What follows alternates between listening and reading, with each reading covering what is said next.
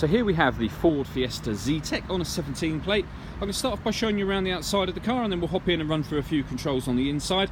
As you'll see from the outside, it's a 5-door car with alloy wheels. Let's start off inside the boot and then work our way around the rest of the car from there.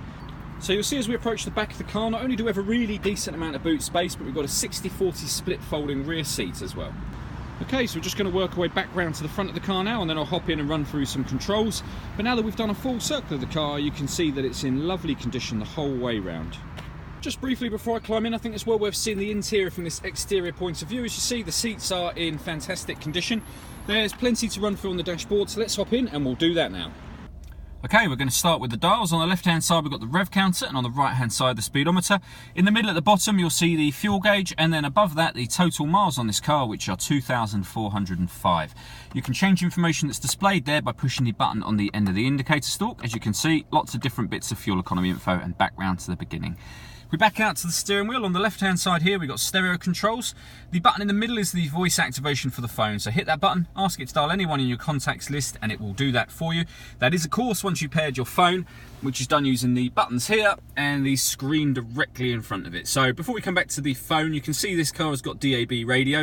It also has AM radio and FM as well, as you can see. On top of that, there's other ways of listening to music. So this car has a CD player. You can plug in a USB device. You'll see that if I push this button.